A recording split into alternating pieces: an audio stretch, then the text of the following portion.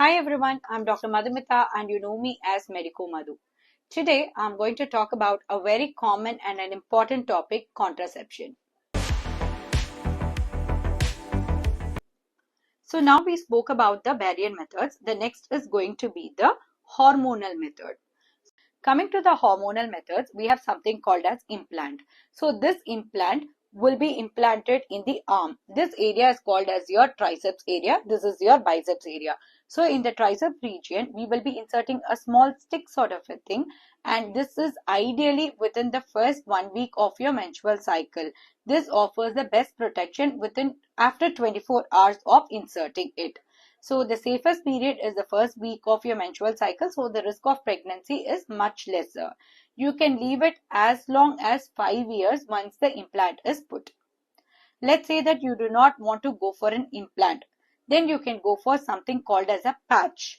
So similar to the implant, this patch will be applied to your skin surface.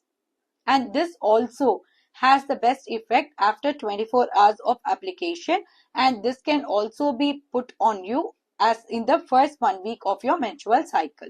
So each patch lasts for about a week's time. You will be using from, let's say it is the first day of your cycle, so from that day on for 7 days it would be one patch. Then from the 7th day or the 8th day to the 14th day would be the next, and again from the 15th day to the 21st day would be the next. So after this you would be having your regular menstrual cycle once you stop it. After that, again on the this 1 week gap is there, no, during that time your hormone levels will fall down and again you will be getting your periods.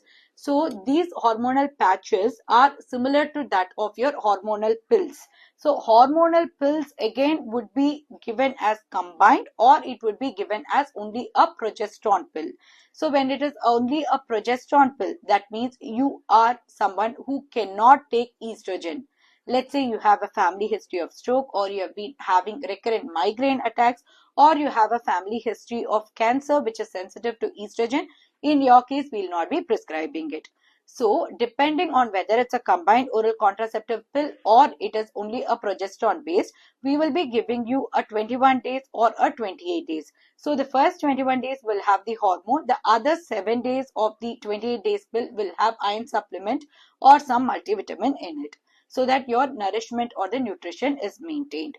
So in both these, whether it is the patch or it is the pill that you have taken, it regularizes your cycle. Let's say you're someone who has PCOD or irregular cycle, it will help you with that as well, not just for contraception.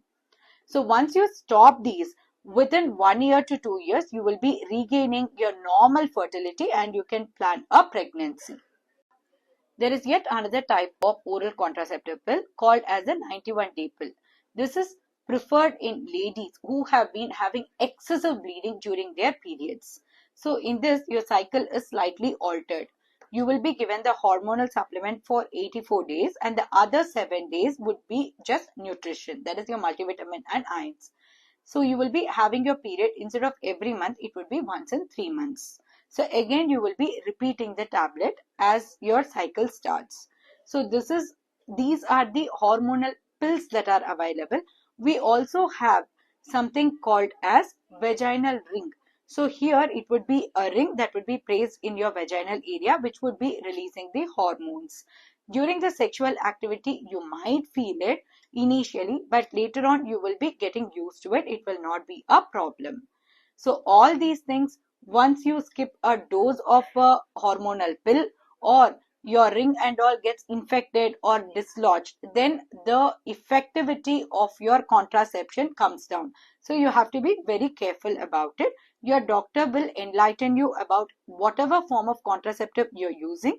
Based on that, the expected side effect and the expected maintenance that is required with it. We have, apart from this, injectable hormones as well. So this consists of progesterone basically. So we will be giving you the injection once in 3 months. So majority of these hormonal will be a little bit of cyclical disturbance you might notice, especially with progesterone. You might notice little flow, so you don't have to worry about it. All you have to do is just inform your doctor about your side effect so that we can treat it immediately. So we have spoken about the hormonal pills and different forms. Now let's come to intrauterine devices. That is, what is there inside your uterus. Whatever we spoke about, whether it's a patch or the or the implant that we had put, it was all external. Now this is going to be inside your uterus. Everyone knows about copper T. The lifespan varies from 3 to 10 years depending on the type of copper T that you have used. So this can result in infection. So you have to be very careful about your hygiene. Initially, you might notice that there is a little bit of discomfort when you're having your sexual activity. If you're having too much of bleeding or foul smelling discharge, immediately inform your doctor so that she can check your copper T. She will also teach you the way to check whether your copper T is in its place or not. All you have to do is just check the thread. If you are able to reach it out and it is freely floating, that means it is not a problem. Coming to the hormonal intrauterine, what we can implant. So in these intrauterine devices, again, this will have some amount of progesterone in it. And this again, the lifespan, or it can be a combined one as well. The lifespan changes or varies depending on what has been put inside. It can be 3 years or up to 5 years or even 10 years. The latest ones are available. So you can have a little bit of bloating, a little bit of swelling of your legs and all when you are using this.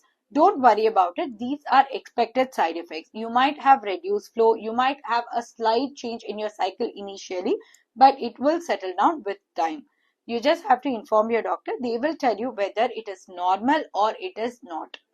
Based on that, we will be deciding whether to continue with it or not. So we discussed about the temporary methods. The permanent method are only two. There are different forms of doing them. First one is tubectomy for women, which can be done immediately after you deliver or within 6 weeks or after 6 weeks of your delivery.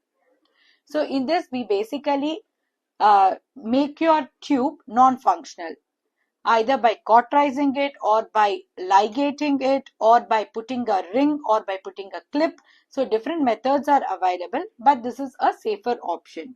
So once it's done during this period, it is safer for you to have your sexual activity immediately.